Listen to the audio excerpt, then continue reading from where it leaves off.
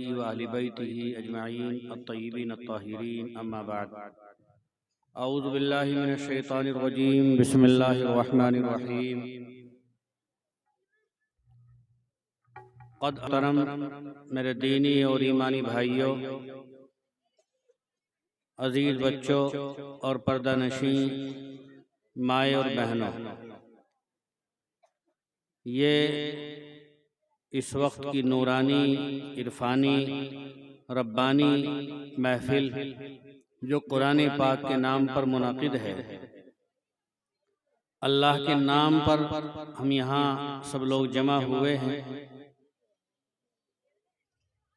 جو لوگ اللہ کے نام پر اللہ کی محبت میں تھوڑی دیر کے لیے بھی یک جگہ پر مل کر بیٹھتے ہیں، وہ اللہ تعالیٰ کی خاص رحمت کے سائے میں آ جاتے ہیں، اللہ کی خاص نظر عنایت ان پر ہوتی ہے۔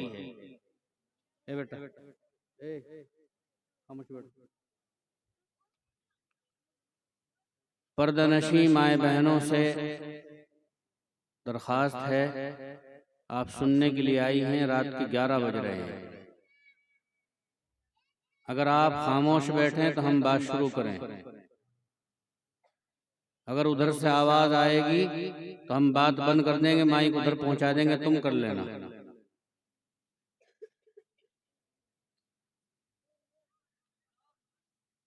بالکل خاموش بیٹھیں، سننے ہی کی نیت سے نہیں بلکہ سن کر عمل کرنے کی نیت سے، تب یہ جاگنا، یہ بیٹھنا مفید ہوگا اور زندگیوں کو بدلے گا، زندگیوں میں نورانیت اور برکت پیدا ہوگی۔ میرے بھائیوں، میں نے عرض کیا کہ یہ محفل قرآن کے نام پر منعقد ہے، اللہ کی نسبت پر، اللہ کے نام کی نسبت پر ہم سب لوگ یہاں پر جمع ہوئے ہیں۔ یہ ادارہ معارف القرآن صرف ایک ادارہ نہیں بلکہ اسلام کا، قرآن پاک کا ایک گلشن ہے، ایک چمن ہے، اور اس کے پیڑ پودے یہ آپ کے بچے، معصوم بچے ہیں، ان کے سروں پر یہ بچیاں، ان کے سروں پر یہ دوپٹے، اور یہ بچے ان کے سروں پر یہ ٹوپیاں، اور یہ اتنی بڑی کھیپ جو اسٹیج پر بیٹھی ہے بچوں کی اتنی بڑی جماعت، یہ آپ کی اس ادارے کی محنت ہے۔ ابھی غالباً 1.5 سال پہلے جب اس ادارے کا افتتاح ہوا تھا تو اس وقت کیفیت کچھ اور تھی، اور اب یہ مختصر سا عرصہ گزرنے کے بعد بچوں کے پروگرامات سے، بچوں کے بیٹھنے سے، ان کے ڈسپلن سے اور نظم و انتظام سے اندازہ ہوا کہ یہاں اچھی خاصی لگن کے ساتھ، جفاکشی کے ساتھ محنت ہو رہی ہے۔ ہمارے عزیز قاری مجسم صاحب، ان کی کوششیں اور ان کی جد و جہد، رفیق محترم جناب قاری محمد معاذ صاحب کی معرفت الحمدللہ سنتے رہتے ہیں۔ یہ ان کی محنتوں کا اور ان کے اساتذہ، ان کے رفقائے کار کی محنتوں کا ثمرہ ہے، جو بچوں کی پوری کھیپ خوبصورت لباس میں اور اچھے انداز میں آپ کے سامنے ہے۔ انہوں نے قرآن پاک سیکھا، قرآن پاک پڑھنا سیکھا، قرآن پاک کا ادب کرنا سیکھا، قرآن پاک کو سینے سے لگانا سیکھا۔ انشاءاللہ آپ کا تعاون رہا، آپ کی تڑپ رہی، آپ کا خلوص ان کے ساتھ ساتھ شامل حال رہا تو یہ قرآن پاک کے بہت بڑے داعی اور مبلغ بھی بنیں گے، خادم بھی بنیں گے۔ اللہ ان کو اپنی دین متین کی خدمت کے لیے قبول فرمائے۔ مبارکباد کے مستحق ہیں آپ لوگ کہ آپ نے قاری مجسم صاحب کو گلے سے لگایا، اپنے بچوں کو ان کے حوالے کیا، اپنے جگر پاروں کو ان کے حوالے کیا، اور آپ نے ان پر اعتماد فرما کر اپنے بچوں کو ان کے حوالے کیا ہے۔ جیسا اعتماد آپ نے فرمایا تھا، الحمدللہ میں یقین کے ساتھ کہتا ہوں کہ آپ کے اعتماد کو انہوں نے ٹھیس نہیں پہنچائی، بلکہ اس اعتماد کو مزید مضبوط کیا ہے۔ مختصر سے عرصے میں اتنے بچوں کی اتنی بڑی تعداد اور یہ چمک ان کے چہروں پر جو نظر آ رہی ہے، ان کے اساتذہ کی محنتیں اور خلوص اور لگن اور محبت کی دلیل ہے۔ بہرحال ابھی ان بچوں کو دستار ہوگی، انعامات دیے جائیں گے۔ عالی مرتبت ہم سب کے مشفق و کرم فرما شیخ و مرشد حضرت مولانا محمد انعام اللہ صاحب قاسمی دامت برکاتہم تشریف لا چکے ہیں۔ وہ دستار فضیلت عطا فرمائیں گے اور ان کا بیان ہوگا عالمانہ مفکرانہ، اور پھر دعا ہوگی۔ میری آپ حضرات سے درخواست ہے، یہ جو چلت پھرت کا سلسلہ ہے، اگر یہ کچھ کم ہو، بند ہو اور متانت کا ماحول ہو تو کوئی بات کہنے میں مزہ بھی آئے۔ بھائی تم کیوں کھڑے تم؟ بھائی سامنے جو لوگ کھڑے ہو کیسے کھڑے؟ آگے جگہ ہے، بستر میں جا رہے ہیں، کوئی بات نہیں۔ جو لوگ ہیں وہ آرام سے بیٹھیں، ادھر دیکھیں۔ میں نے قرآن کریم کی آیت کا ایک حصہ آپ کے سامنے پڑھا ہے، اس احساس کے ساتھ کہ آج سے 1400 سال پہلے اللہ نے ہمارا جو انٹروڈکشن کرایا ہے اور ہماری جو پہچان اور جو علامت بتائی ہے، قرآن کریم نے اس کو جا بجا مختلف مقامات پر اپنی جگہ پر قرآن پاک نے مختلف اسلوب میں اس کو الگ الگ انداز میں بیان کیا ہے۔ اس آیت میں اللہ تعالیٰ نے مومنین کی 4 صفات بیان کی ہیں جو میں نے آپ کے سامنے پڑھی۔ مومن جیسے درخت اپنے پھل سے پہچانے جاتے ہیں، اپنے ثمر سے پہچانے جاتے ہیں، اپنے نفع سے پہچانے جاتے ہیں، ایسے ہی انسان کا نفع بخش ہونا اور غیر نفع بخش ہونا بھی اس کے سلوک سے پہچانا جاتا ہے۔ اگر اس کے پڑوسی کے ساتھ اس کا اچھا سلوک ہے، پڑوسی کو وہ نفع پہنچاتا ہے، تو انسان اللہ کی نظر میں اچھا ہے، برگزیدہ ہے۔ اور وہ چاہے کتنی بھی نمازیں پڑھتا ہو، اس کی پیشانی سجدہ کرتے کرتے سیاہ ہو چکی ہو، وہ اسے سجدوں کی نور سمجھ رہا ہے، لیکن حقیقت یہ ہے کہ اگر اس کا رشتہ دار، اس کا پڑوسی اس سے ناراض ہے اور دکھی ہے تو یہ سجدے کسی کام کے نہیں ہیں۔ نفع بخش جو انسان ہے، خیر الناس من ینفع الناس، بہتر آدمی وہی ہے اللہ کے نزدیک جو لوگوں کو نفع پہنچاتا ہے۔ لوگوں کو نفع پہنچانے کے معنی نہیں کہ انسان کما کر لا کر شام کو پڑوسی کے یہاں پہنچا دے، یہ مطلب نہیں۔ اس کا مطلب یہ ہے کہ انسان کسی دوسرے کے لیے برا نہ سوچے، بری پلاننگ نہ بنائے، بری اسکیمیں نہ بنائے،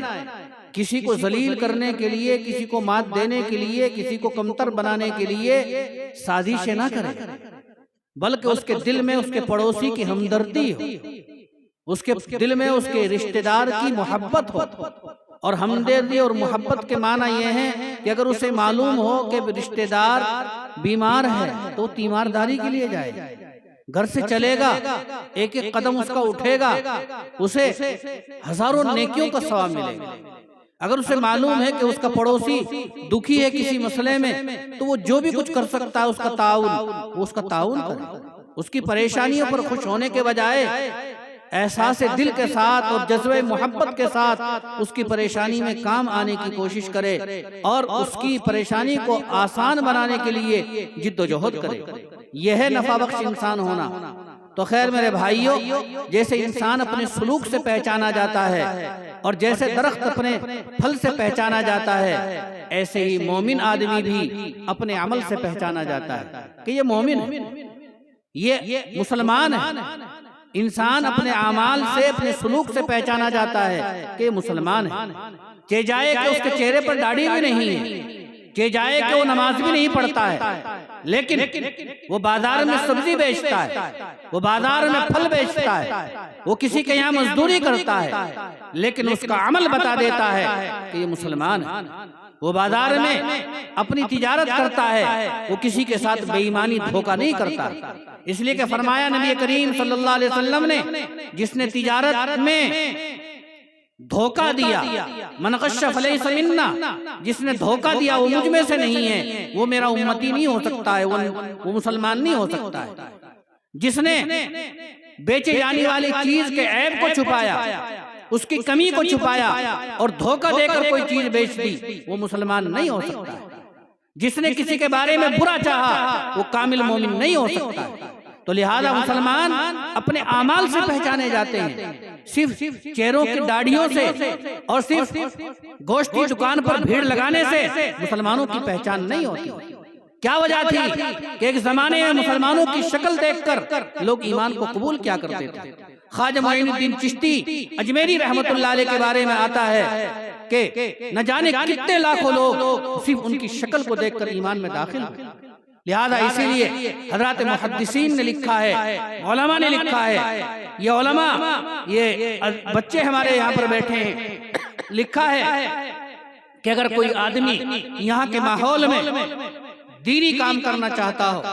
دعوتی کام کرنا چاہتا ہو، اسے چاہیے کہ وہ پابندی سے خواجہ معین الدین چشتی اجمیری رحمت اللہ علیہ کے لیے ایصال ثواب کیا کرے، چاہے پڑھ کر، چاہے کوئی مالی، اللہ اس کے لیے راہ کھول دے۔ تو لہذا خواجہ معین الدین چشتی اجمیری رحمت اللہ علیہ کی شکل دیکھ کر لوگ نہ جانے کتنے لوگ ایمان میں داخل ہوئے، کتنے ایسے لوگ تھے ہمارے اکابر، ہمارے بزرگ، کہ وہ بہت زیادہ پڑھے ہوئے تو نہیں تھے، لیکن ان کے اعمال اتنے مضبوط تھے، ان کا ایمان اتنا مستحکم تھا کہ جب وہ گلیوں میں نکلتے تھے، عام باہر راستے پر آتے تھے، تو لوگ ان کے چہرے کو دیکھ کر ان پر لوگوں پر ہیبت طاری ہوتی تھی۔ وہ ان کے اعمال کی، ایمان کی نورانیت تھی کہ لوگ ان کی عزت کرتے تھے۔ اغیار بھی، غیر مسلم لوگ بھی انہیں بابا کہہ کر ان کے سامنے ہاتھ جوڑ کر چلا کرتے تھے۔ بڑھیا کے ایک اللہ والے گزرے ہیں، حضرت حافظ حسین صاحب دامت برکاتہم کے والد محترم ملا جی عبدالکریم صاحب، آپ نے نام سنا ہوگا، جو ہمارے بزرگ لوگ ہیں، ہو سکتا ہے بہت نے دیکھا۔ ان کے بارے میں آتا ہے بالکل ناظرہ خواہ تھے، قرآن پاک کو صرف دیکھ کر پڑھ سکتے تھے، حافظ بھی نہیں تھے اور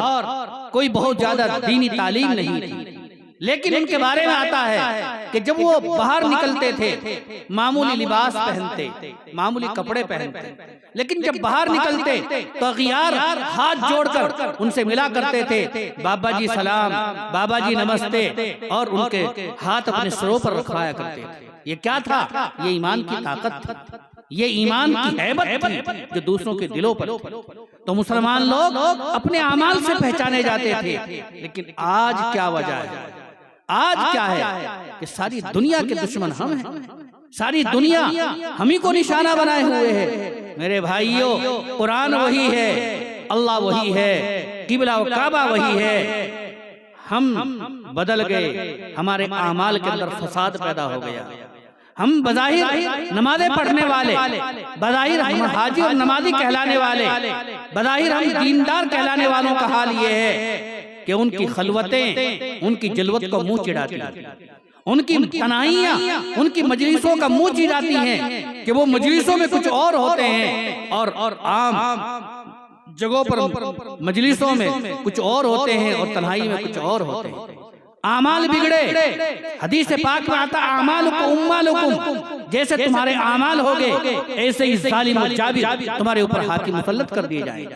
اب ہم اپنے حالات کا، اپنے سماج کا، اپنے معاشرے کا جائزہ لیں کہ ہماری مسجدوں میں ہر جگہ پر جا کر دیکھیں، ہر جگہ کی یہی بات ہے، ہماری مسجدوں میں گنے چنے نمازی ہوتے ہیں، گنے چنے نمازی ہوتے ہیں، اور فجر کی نماز میں بالخصوص آنے والا جو موسم ہوگا مارچ کا، اپریل کا، اس موسم میں تو جو روزانہ کے نمازی ہوتے ہیں، جب رات چھوٹی ہونی شروع ہوگی تو وہ نمازی بھی غائب ہو جاتے ہیں۔ انگلیوں پر، پوروں پر گنے جانے والے نمازی مسجدوں میں فجر میں ہوتے ہیں۔ یہ ہماری مسجدوں کا حال ہے۔ اقبال نے کہا تھا کہ مسجد تو بنا دی شب بھر میں، ایمان کی حرارت والوں نے، من اپنا پرانا پاپی تھا برسوں بھی نمازی بن نہ سکا۔ یہ نفاق ہے، یہ ایمان نہیں ہے، ایمان تو تڑپاتا ہے، ایمان کو تو نمازوں میں مزہ آتا ہے، ایمان والے کو تو نماز میں لذت ملتی ہے، ایمان والے کی طرح نماز میں اس کی روح ہے، اس کی جان ہے، اس کی غذا ہے، اس کی تڑپ ہے، نماز میں اسے لذت ملتی ہے۔ اور جو نمازوں سے جی چرائے، نمازوں سے دور بھاگے، مسجدوں سے دور بھاگے، وہ ہفتے میں ایک مرتبہ جمعے کی 2 رکعت پڑھنے کے لیے چلے جائیں، بس سال میں 1 مرتبہ 2 مرتبہ عید کی نماز پڑھ لیں، یہ نفاق ہے، یہ ایمان نہیں ہے۔ دنیا کی فہرست میں ہمارا نام مسلمانوں کی فہرست میں ہو سکتا ہے، لیکن کل قیامت کے دن ہو سکتا ہے کہ ہمارا شمار منافقوں کی فہرست میں۔ اس لیے کہ مومن آدمی کو اعمال صالحہ میں، نماز میں، روزے میں، زکوٰۃ دینے میں اور دینی کام کرنے میں، نوافل میں اسے لذت حاصل ہوتی ہے، اسے شوق ہوتا ہے اور اسے حلاوت اور لذت محسوس ہوتی ہے۔ حضرت امام ربانی مولانا رشید احمد گنگوہی رحمۃ اللہ علیہ سے کسی نے معلوم کیا کہ حضرت سنا ہے،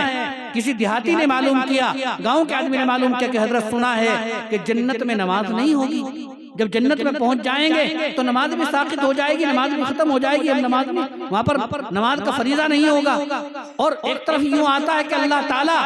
جو جنتی چاہے گا وہ چیز عطا فرمائیں گے، جو اس کے دل میں آئے گا اللہ اس کو وہ عطا فرمائیں گے۔ تو فرمایا کہ بھائی تفصیلات تو صحیح معنی میں وہیں پر جا کر معلوم ہوں گی، بس ہمارے دل میں تو اتنی بات آتی ہے کہ اگر اللہ نے اجازت دی عرش کے نیچے نماز پڑھنے کی، ہم تو وہاں پر بس نماز پڑھتے رہیں گے۔ یہ کیا ہے؟ یہ کیا ہے؟ یہ ایمان کی حلاوت ہے، ایمان کی لذت ہے۔ میرے بھائیوں، بڑے افسوس کی بات ہے کہ حالات ہمارے لیے بد سے بدتر ہے، لیکن ہماری غفلتیں بالکل من و عنجو کی تو ہیں، ہماری غفلتوں میں کوئی سدھار نہیں ہے۔ ہم جتنے پہلے نمازی تھے محلے میں، اب بھی اتنے ہی نمازی ہیں، جتنے سود خور پہلے تھے اب بھی اتنے ہی ہیں۔ یہ ہماری مسلمانیت کا حال ہے۔ ہم اپنے آپ کو سدھارنے کی کوشش کریں۔ اگر ہم خود صحیح ڈگر پر نہیں ہوں گے تو ان بچوں کی کوئی گارنٹی نہیں ہے کہ ان کے دلوں میں ایمان ہوگا یا نہیں ہوگا۔ ایمان کے لیے قربانیاں پیش کرنی پڑتی ہیں۔ دراصل ایمان ہم کو ملا ہے وراثتی طور پر، ہم مسلمان کے گھر میں پیدا ہوئے اور بس ہم مسلمان بن گئے۔ اگر ایمان کی ہمیں قدر معلوم کرنی ہے تو میرے بھائیوں جاؤ مکے کے ریزگاروں سے معلوم کرو، مکے کے ذرات سے معلوم کرو، بلال حبشی سے معلوم کرو، جن کو ایمان کی پاداش میں اس قدر مارا جاتا، اس قدر ستایا جاتا کہ ننگی زمین پر انہیں برہنہ ننگا کر کے تپتی زمین پر انہیں لٹا دیا جاتا، اور ان کا آقا، ان کا مالک امیہ انہیں چمڑے کے کوڑے سے اس قدر مارتا کہ بدن لہو لہان ہو جاتا، لیکن وہ ایمان سے دستبردار نہ۔ خباب بن ارت ایک صحابی ہیں، ان کے مالک نے ان کو کمرے میں بند کر کے اندر سے دھواں کر دیا، دروازہ بند کر دیا کہ دم گھٹ جائے، روزانہ ایسا کیا کرتا تھا، لیکن خباب بن ارت ایمان ٹس سے مس نہ ہوا۔ حضرت عمار، حضرت یاسر، دونوں باپ بیٹوں کو اسلام کی راہ میں شہید کر دیا گیا ایک دوسرے کے سامنے، اور پھر ان کی والدہ، ان کی بیوی کو، حضرت سمیہ کو انتہائی بے دردی کے ساتھ شہید کیا گیا کہ کمبخت ابو جہل نے ایک ٹانگ کو حضرت سمیہ کی ایک اونٹ کی پونچھ میں باندھا اور دوسری ٹانگ کو دوسرے اونٹ کی پونچھ میں باندھا، اور دونوں کو مخالف سمت بھگا کر بیچ میں برچھا مار کر 2 ٹکڑے کر دیا، شہید کر دیا۔ یہ داستان ہے ایمان کی راہ میں قربانی دینے والوں کی۔ تو ایمان تو میرے بھائیو قربانی مانگتا ہے۔ ہمیں یہ ایمان بس ویسے ہی ملا ہے، ہمیں یہ ایمان بغیر محنت کے ملا ہے۔ ہم نے بچپن میں حضرت مولانا مسیح الامت، حضرت مولانا مسیح اللہ خان صاحب جلال آبادی نور اللہ مرقدہ، جو بہت بڑے عارف باللہ گزرے ہیں، حضرت تھانوی رحمۃ اللہ علیہ کے خلافہ میں سے تھے، ان کی مجلس میں ایک مرتبہ ان کی زبان سے ایک بات سنی اسی ضمن میں کہ ایمان کی ہمیں قدر اس لیے نہیں کہ ہم نے اس کے لیے کوئی محنت نہیں کی۔ انہوں نے فرمایا ایک مرتبہ کہ بھئی ہمارا ایمان کے بارے میں حال تو یہ ہے کہ ایک نوجوان آدمی، ایک نوجوان لڑکا، اس کی نئی شادی ہوئی، شادی کے بعد وہ پہلی مرتبہ اپنے سسرال گیا۔ سسرال کا گاؤں اتفاق سے سڑک سے شاہراہ سے کچھ دور تھا، سواری سے اتر کر کچھ دور پیدل چلنا پڑتا تھا۔ جب وہ پیدل چل کے گاؤں میں پہنچا تو کچا راستہ تھا، ابڑ کھبڑ تھا، دھول مٹی تھی۔ وہ چند کلومیٹر دور پیدل چل کے جب گاؤں کے قریب پہنچا، بلکہ سسرال کے گھر کے قریب پہنچا، پہلی بار گیا تھا بڑی شوق سے، بڑے اچھے کپڑے پہن کر، بڑے اچھے جوتے پہن کر اور بوٹ سوٹ میں گیا تھا، اور اس کے کندھے پر جیسا کہ عام تہذیب ہوتی ہے ہمارے گاؤں کی، ہمارے دیہات کی، اس کے شانے پر نیا رومال تھا، نیا تولیہ تھا۔ جب قریب پہنچا تو اس نے اپنے تولیے کو اتار کر اپنے جوتوں کو صاف کرنا شروع کیا، اپنے جوتوں کو صاف کرنے لگا۔ کسی صاحب دل نے دیکھا، کسی نے دیکھا، اور بڑے افسوس کے ساتھ اس نوجوان کو مخاطب کر کے کہا، ارے بھائی تم کیسے آدمی ہو؟ اس رومال سے تو چہرہ صاف کیا جاتا ہے، یہ تو چہرہ صاف کرنے کے لیے تم اس سے جوتے صاف کر رہے ہو۔ عجیب سی بات ہے، جوتے کی گرد، جوتے کی دھول یہ تو دوسرے کپڑے سے، گندے کپڑے سے صاف کی جاتی ہے۔ جس کپڑے سے، جس رومال سے چہرہ صاف کیا جائے اس سے جوتے کیوں صاف کیے جائیں گے؟ یہ تو کوئی دانش مندی کی، عقل مندی کی بات نہیں۔ اس نوجوان نے کیا جواب دیا؟ ہمارے ایمان کا حال یہی ہے جو نوجوان نے جواب دیا۔ اس نوجوان نے کہا کہ میاں تمہیں بات معلوم نہیں ہے، تم اس لیے کہہ رہے ہو، یہ رومال تو مجھے یہی سسرال سے ملا ہے، یہ رومال تو مجھے یہی سسرال سے کپڑوں میں ملا تھا، اور یہ جوتے میری اپنی کمائی کے ہیں، یہ جوتے میری اپنی کمائی کے ہیں، ان کی محبت زیادہ ہے، اس رومال کی اتنی نہیں ہے، یہ فری میں ملا ہے، یہ جہیز میں ملا ہے۔ تو میرے بھائیو، ایمان ہمیں وراثتی طور پر ملا ہے، اس کی ہمیں قدر نہیں ہے۔ اگر آج کے اس ماحول میں، دور پر فتن میں، اگر ہمیں اپنے ایمان کی، بلکہ اپنے ان بچوں کے ایمان کی حفاظت کرنی ہے، سماج میں، معاشرے میں ایک ہی ذریعہ ہے۔ اگر ہمیں اپنے بدن کی حفاظت کرنی ہے، کون نہیں جانتا؟ بیوقوف سے بیوقوف آدمی جانتا ہے، اگر بخار آ جائے تو ڈاکٹر کے جانا ہے، اگر خدا نہ کرے اس سے بڑی بیماری ہو جائے تو ہمیں اس سے بڑے ہاسپٹل میں سہارنپور جانا ہے، سہارنپور کے ڈاکٹر جواب دے دے تو ہمیں ہائی سینٹر جانا ہے، چنڈی گڑھ جانا ہے، دہرادون، ہمیں دلی جانا ہے۔ خدا نہ کرے کسی کو کینسر ہو جائے تو ہمیں دوسری جگہ پر، راجستھان وغیرہ وہاں پر، جے پور وغیرہ وہاں پر جانا پڑتا ہے علاج کے لیے، کون نہیں جانتا؟ کسی آدمی کی بینائی کمزور ہو جائے، وہ اپنے وقت پر آنکھ بنوانے کے لیے کتنا تڑپتا، کتنا پریشان رہتا ہے۔ کسی کا ایکسیڈنٹ ہو جائے، ہڈی ٹوٹ جائے تو ہڈی کے اسپیشلسٹ کے یہاں جاتے ہیں، اپنا علاج کراتے ہیں، آپریشن کراتے ہیں، ڈاکٹر جیسے کہتا ہے ایسا کرتے ہیں۔ پیسے نہیں ہیں تو قرض لیتے ہیں، اور بہت سے رشتہ دار، جاننے والے قربانی دینے کے لیے آ جاتے ہیں، بھائی اگر پیسے نہیں ہیں تو میں دے دوں گا،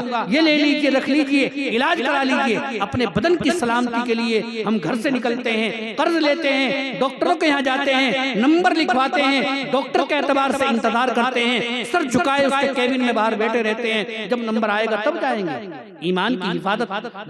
بدن کی حفاظت کے اور بدن کو تندرست و توانا رکھنے کے مختلف مراکز ہیں، مختلف کلینک ہیں، مختلف ہاسپٹل ہیں، مختلف دواخانے ہیں، لیکن ایمان کی حفاظت کا کوئی کلینک، ایمان کی حفاظت کا، ایمان کے تحفظ کا اگر کوئی ہاسپٹل ہو سکتا ہے، اگر کوئی مرکز ہو سکتا ہے، میرے بھائیو یہ مسجدیں اور یہ مدرسے اور یہ مکتبی اس کے علاوہ نہیں ہو سکتا۔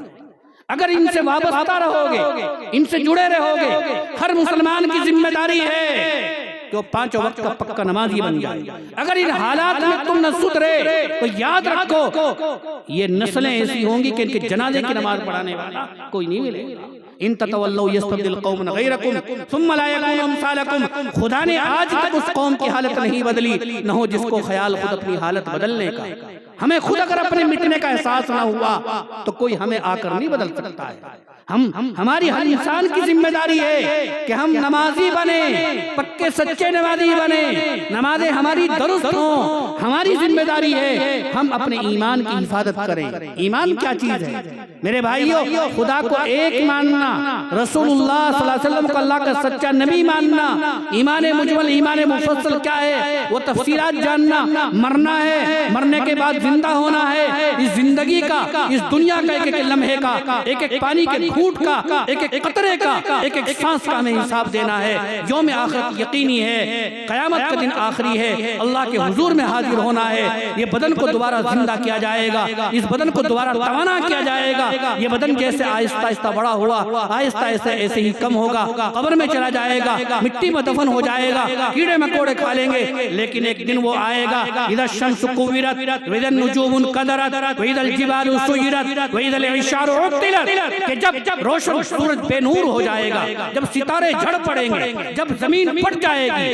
جب پہاڑ ریزہ ریزہ ہو جائیں گے، وَالضُّحَىٰ وَاللَّيْلِ إِذَا سَجَىٰ مَا وَدَّعَكَ رَبُّكَ وَمَا قَلَىٰ إِذَا السَّمَاءُ انفطرت وَإِذَا الْكَوَاكِبُ انتَثَرَتْ جب قیامت برپا ہوگی، یہ کیا ہوگا؟ یہ دنیا جہان بدل جائے گا، یہ آسمان بدل جائے گا، یہ زمین بدل جائے گی، بحر و بر ختم ہو جائیں گے، اللہ کی ذات باقی رہے گی، دوبارہ دنیا میں وجود میں آئے گی، اللہ کی بارگاہ میں حاضر ہوں گے، سب کو اپنی زندگی کا اس کا حساب دینا ہے۔ یہ ہے ایمان، یہ ہے توحید، اس پر یقین رکھنا، اس پر پختہ ایمان رکھنا، یقین رکھنا، یہ توحید کہلاتا ہے۔ تو میرے بھائیو، اس ایمان کی، اس یقین کی حفاظت کرنا، یہ اہل ایمان کی خاص ہے، خاص بات ہے۔ اور قرآن کہتا ہے کہ صرف اتنا نہیں، الف لام میم حسب الناس ان یترکوا ان یقولوا آمنا، کہ صرف اتنا کہنے سے کام چل جائے گا کہ ہم نے لا الہ الا اللہ پڑھ لیا، نہیں، لا الہ کے تقاضوں پر، ایمان کے تقاضوں پر اگر تم نے عمل کیا ہوگا تو آخرت کی زندگی، جو اصل زندگی ہے، جو ابدی زندگی ہے، اس میں سرخ روئی ہے، اس میں کامیابی ہے۔ اس لیے کہ قرآن کہتا ہے الذین یصلون ما امر اللہ به ان یوصل ویخشون ربهم ویخافون سوء الحساب۔ یہ اہل ایمان کی علامت کہ جو ایمان کو عمل سے ملاتے ہیں، جو ایمان کے مطابق عمل کرتے ہیں، جو ایمانی رشتوں کو، ایمانی تقاضوں پر عمل کرتے ہیں، یہ نہیں کہ ظاہری طور پر مسلمان ہیں۔ قرآن تو کہتا ہے کہ لوگوں الذین یدخلون فی السلم کافہ، ایمان میں پورے کے پورے داخل ہو جاؤ، تمہاری سانسیں، تمہارا فکر، تمہارا اٹھنا بیٹھنا، تمہاری کاشتکاری، تمہاری تجارت، تمہاری خرید و فروخت، تمہاری ہر چیز میں ایمان جھلکنا چاہیے، ایمان ٹپکنا چاہیے، معلوم ہونا چاہیے کہ یہ مسلمان ہے۔ اس کے چہرے سے معلوم ہوتا ہے، اس کے عمل سے معلوم ہوتا ہے، یہ بازار میں کاروبار کرتا ہے، یہ کسی کو دھوکہ نہیں دے گا، یہ گھٹیا چیز کو اچھی بنا کر نہیں بیچے گا، یہ فروٹ بیچے گا تو گندے گندے نیچے رکھے گا اور صاف صاف اوپر رکھے گا، دھوکے سے پنی میں ڈال دے گا، نہیں، یہ اعتماد ہونا چاہیے لینے والوں کا کہ یہ لڑکا نوجوان مسلمان ہے، یہ دھوکہ نہیں کرے گا، یہ پیسے زیادہ نہیں لے گا، یہ اعتماد ہونا چاہیے کہ دوسروں کو یہ اعتماد ہونا چاہیے کہ یہ مسلم محلہ ہے، یہ صاف ستھرے رہتے ہیں، ان کے یہاں ہماری بچیاں اگر رہیں گی تو محفوظ رہیں گی۔ آئے ہائے افسوس لوگوں، ہمیں آج کیا ہو گیا کہ آج ہماری پہچان غلاظت سے ہوتی ہے، گندگی سے ہوتی ہے، کہ ہماری گلیاں گندی ہوں گی، ہمارے محلوں میں بچے شور مچاتے، ادھم مچاتے پھرتے ہوں گے، کتے پھر رہے ہوں گے، ہڈیاں نوچ رہے ہوں گے، غلاظت کے ڈھیر پڑے ہوئے ہوں گے اور بچے ادھم مچاتے پھر رہے ہوں گے۔ کچھ نوجوان ہوں گے بیڑی سگریٹ کے مرغولے اڑا رہے ہوں گے، کچھ نوجوان ہوں گے بیڑی گٹکا کھا رہے ہوں گے، منہ میں بدبو اٹھی ہوگی۔ یہ ہماری پہچان ہے، یہ ہماری شناخت بن چکی ہے کہ دھوکہ دیتے ہیں، ان کے محلوں میں بچے محفوظ نہیں رہتی ہے۔ اپنے آپ کو خدا را بدلو، اپنے اندر صحیح مسلمانی اور صحیح ایمان پیدا کرنے کی کوشش کرو، تب تو یہ زندگی بھی کامیاب ہے اور آخرت بھی کامیاب ہے۔ نہیں تو میرے بھائیوں، میرے دلاروں، میرے پیاروں، میرے بزرگوں، یہ زندگی تو گزرنی ہے، اس بدن کو آخر کار گھلنا ہے۔ کوئی کتنا بھی توانا ہو، کسی کا بدن کتنا بھی مضبوط ہو، ایک نہ ایک دن وہ کمزور ہوتا ہے، مزمحل ہوتا ہے، ہڈیاں کمزور ہو جاتی ہیں، گوشت گھل جاتا ہے، بینائی کمزور ہو جاتی ہیں، پیشانی پر، رخساروں پر سلوٹیں پڑ جاتی ہیں، اور انسان آخر کار ایسا ہی کمزور ہو جاتا ہے، بالکل محتاج ہو جاتا ہے جیسا کہ جب بچہ تھا، پیدا ہوا تھا، خود کروٹ نہیں لے سکتا تھا، استنجا نکل جاتا تو ماں دھلاتی تھی، ماں استنجا کراتی تھی، کپڑوں کو بدلتی تھی۔ بڑھاپے میں بھی انسان کا وہی وقت آ جاتا ہے کہ کبھی کبھی وہ وقت آتا ہے معذوری کا کہ بستر پر استنجا نکل گیا، پڑا ہوا ہے، اٹھ نہیں سکتا ہے، بینائی چلی گئی، ہاتھ ہلنے لگے، گردن ہلنے لگی، کمر مڑ گئی، اب اس کے بعد کون سی منزل ہے؟ قبر ہی تو ہے، لہذا قبر میں سب کو جانا ہے۔ یہی ایمان ہے کہ ایک وقت کے بعد، برزخ کی زندگی گزارنے کے بعد پھر عالم آخرت ہے۔ اس زندگی کا پائی پائی کا حساب دینا ہے۔ سال میں 2 مرتبہ ہم کھیتی بوتے ہیں عامتاً، اب گہوں کی فصل ہے، اس سے پہلے ہم نے دھان کی فصل کاٹی تھی، اب گہوں کی فصل سے ہمارے کھیت ہرے بھرے ہیں، شاداب ہیں۔ کچھ دن کے بعد، مہینہ 20 دن کے بعد یہ کھیت ہلکے ہلکے پیلے پیلے پڑنے شروع ہوں گے، سنہرا پن ان میں آئے گا، فصل پکے گی اور دیکھتے دیکھتے بالکل پیلے ہو جائیں گے، فصل پک جائے گی، اپریل کے آخر تک آپ فصل کو کاٹ لائیں گے، اب یہ شاداب ہیں، ہرے بھرے ہیں، اور اپریل کے آخر تک وہی چکل میدان دور تک نظر آئے گا، سنسان ہو جائے گا۔ اس کھیتی کو ہم کاٹ کر لائے، جو گندم تھے وہ ہماری اور آپ کی انسانوں کی غذا بنا، جو بھوسا تھا وہ جانوروں کی غذا بنا، جانوروں کی غذا بن کر وہ بھی گوبر بن گیا، وہ بھی غلازت بن گیا، جو دانے تھے، جو گیہوں تھا وہ انسانوں کی غذا بن کر اور جزو بدن بن کر وہ بھی باقی فضلہ وہ بھی مٹی میں چلا گیا۔ لہذا اسی طریقے سے سال میں 2 مرتبہ جو ایک کھیتی آتی ہے، یہ انسان کی صرف ضرورت ہی نہیں بلکہ انسان کے لیے ایک الارم ہے، ایک تنبؤ ہے،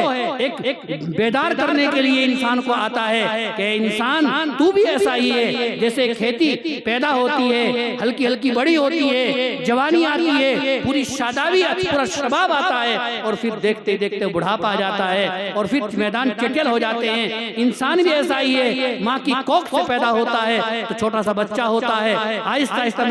ماں کا دودھ پی کر وہ تھوڑا بڑا ہوتا ہے، لڑکپن آتا ہے، بچپنا آتا ہے، جوانی آتی ہے، پھر بڑھاپا آتا ہے، پھر کہولت آتی ہے اور پھر قبر ہے۔ ہر انسان کو جانا ہے، ہر انسان کی منزل آخری منزل قبر ہے، اور قبر کے بعد بس یہی ایمان ہے کہ قبر کے بعد برزخ ہے اور برزخ کے بعد قیامت ہے، اور قیامت میں ہر انسان کو اپنے کیے کا حساب دینا ہے۔ جس کا اس پر ایمان نہیں ہے، اس پر یقین نہیں ہے، وہ سب کچھ ہو سکتا ہے، دنیا کی فہرست میں ووٹر لسٹ میں اس کا نام مسلمان ہو سکتا ہے، لیکن اللہ کی فہرست میں وہ مسلمان نہیں ہے۔ مسلمان تو وہی ہے جو ان ساری چیزوں پر یقین رکھنے کے ساتھ ساتھ اس پر بھی یقین رکھتا ہے مالک یوم الدین، ایاک نعبد و ایاک نستعین، کہ وہ روز جزا کا مالک ہے، وہ زندگی کے ایک لمحے کا حساب لے گا۔ تو میرے بھائیو، یہی سب خراشی ہے، اور ان باتوں کا، اس گفتگو کا یہی مقصد ہے کہ ہم اپنے ایمان کی حفاظت کریں، ایمان کے مطابق عمل کریں، اور ایمان کی حفاظت، ایمان کے تحفظ کا سب سے بہترین ذریعہ یہ مکاتب ہیں۔ یہ صرف ایک ادارہ نہیں بلکہ میں نے شروع میں عرض کیا تھا، یہ قرآن پاک کا گلشن ہے، ہمارے سماج کا ایک پاکیزہ چمن ہے۔ اگر کسی گلشن کے، کسی باغ کے اگر پیڑ پودوں کو نوچا جائے گا، ان کو اکھاڑا جائے گا، ان کے پتوں کو توڑا جائے گا، تو کمزور سے کمزور مالی بھی جان کو آ جاتا ہے، وہ بھی لڑ بیٹھتا ہے۔ اگر کوئی کسی کے چمن کو محبت کی نگاہ سے دیکھے، پیار کی نگاہ سے دیکھے، تو مالک کو خوشی ہوتی ہے۔ یہ قرآن پاک کا چمن ہے، یہ قرآن پاک کا گلشن ہے۔ اگر آپ اس کو محبت کی نگاہ سے دیکھو گے، آپ اس کو عقیدت کی نگاہ سے دیکھو گے، خدا کی قسم اللہ کو آپ پر پیار آ جائے گا۔ اگر آپ ان بچوں کو اس نیت سے کہ یہ قرآن پڑھنے والے ہیں، اللہ کا کلام پڑھنے والے ہیں، اس نیت سے محبت سے دیکھیں گے، اور اس نیت سے ان کے پڑھانے والوں سے آپ عقیدت اور محبت رکھیں گے، میں اللہ کو حاضر ناظر سمجھتے ہوئے اپنے ان بچوں کی موجودگی میں، ان کی معصومیت کے صدقے سے بہت یقین کے ساتھ یہ بات کہتا ہوں، اللہ آپ کی اس محبت کی نظر میں آپ کے بچوں کو، آپ کے پوتوں کو، آپ کے پڑپوتوں کو، آپ کے نواسوں کو، آپ کی نسلوں کو اللہ حافظ بنائیں گے، بلکہ قرآن پاک کا امام بنائیں گے، عالم باعمل بنائیں گے۔ جیسا آپ کا خلوص ہوگا، جیسا آپ کا جذبہ ہوگا، اللہ تو ایسے ہی عطا کرنے والے ہیں۔ اللہ کے دریائے رحمت میں کوئی کمی نہیں ہے، رحمت حق بہانہ می جویت، اللہ کی رحمت تو بہانہ تلاش کرتی ہے، جس کا جتنا ظرف ہوتا ہے اللہ کی رحمت سے اتنا ہی سمیٹ لیتا ہے۔ تو میرے بھائیو، جتنا آپ کا خلوص ہوگا، نہ جانے کتنے خاندان ہیں کہ ان کی نسلوں میں سارے کے سارے حافظ ہیں، اور ایسے حافظ کہ ایک جگہ پر بیٹھ کر پورا قرآن پاک پڑھ دیں، سفر میں جائیں، گاڑی میں بیٹھیں تو 10 پارے ایک جگہ پر بیٹھ کر پڑھ دیں۔ ایسے ایسے لوگ موجود ہیں، ایسے ایسے خاندان موجود ہیں، اور ایسے بھی لوگ موجود ہیں کہ دولت ان کے پاس اتنی ہے کہ چاہیں تو اس پورے گاؤں کو خرید لیں، چاہیں تو پوری مسجد بنوا دیں، چاہیں تو پورا مدرسہ بنوا دیں، چاہے تو پورے دارالعلوم دیوبند کا خرچ اکیلے ادا کر دیں، لیکن ان کی نسل میں کوئی ایک بچہ قرآن پاک نہیں دیکھ کر بھی نہیں پڑھنے والا ہے۔ سورہ یاسین کسی کو یاد نہیں ہے۔ جب ان کے خاندان میں کوئی مرتا ہے، کسی کا انتقال ہوتا ہے، تو انہی معصوم بچوں کو بلایا جاتا ہے سورہ یاسین پڑھنے کے لیے، ایصال ثواب کے لیے، انہی کی طرف ٹکٹکی باندھ کر اور للچائی نگاہ سے انہی کی طرف دیکھا جاتا ہے۔ تو یہ دولت پیسے کی بنیاد پر نہیں، یہ دولت مالداری کی بنیاد پر نہیں، خاندانی وجاہت کی بنیاد پر حاصل نہیں ہو سکتی ہے، اللہ کے فضل و کرم سے حاصل ہوگی۔ اللہ کا فضل و کرم آپ کی اور میری طرف تبھی متوجہ ہوگا جب ہم اللہ کی اس گلشن کی آبیاری کریں گے، اس میں پانی دیں گے، اس کے پیڑ پودوں کی حفاظت کریں گے، تبھی اللہ کا فیضان، اللہ کا فضل و کرم ہماری طرف متوجہ ہوگا۔ اللہ تعالیٰ عمل کی توفیق عطا فرمائے۔ وآخر دعوانا الحمدللہ رب العالمین۔ آپ حضرات سکون و طمانینت کے ساتھ تشریف رکھیں، حضرت مولانا بس آنے ہی والے ہیں چند لمحات میں، اب دوسرا پروگرام ہے، قاری معاذ صاحب ہیں اور دوسرا پروگرام ہے۔ اللہ عمل کی توفیق عطا فرمائے۔ وآخر دعوانا الحمدللہ رب العالمین۔